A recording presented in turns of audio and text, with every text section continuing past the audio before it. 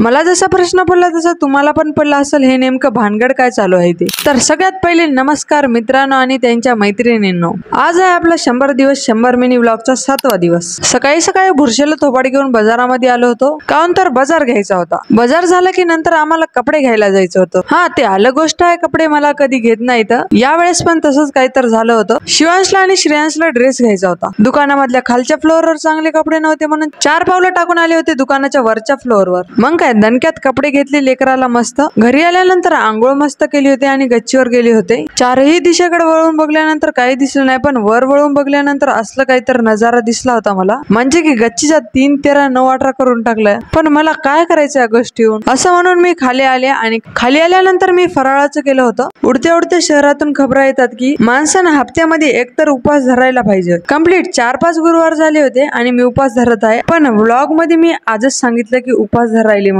एरीच गच्चीवर फिरत होते तर बघायला काय घरच्यांनी नवीनच पदार्थ केला होता. आता याला काय म्हणतात ते कमेंट मध्ये तुम्ही सांग. गच्चीवरून खाली वळून बघलं तर काय 10 रुपयाचा हरमाल आला होता. पण या 10 रुपयाच्या हरमाल मध्ये आम्हाला 50 रुपयाची गाडी घ्यायला लागली. कारण की आमचा शिवांश लईच नाद करत होता, गाडी पाहिजे गाडी पाहिजे. मग काय घे म्हणलं बापू गाडी 50 रुपयाची. आता आद्विक आणि शिवांश भांडण करू नये म्हणून त्यांना म्हणलं दोघं जण मिळून खेळा गाडी सोबत. पण बाळाचं सगळं मेकअपचं सामान यांनी यांच्या गाडीमध्ये का टाकलं ते समजायला गेलं. असं वाटायला घरच्याचं सगळं सामान यांनी यांच्या गाडीमध्ये टाकायला काय.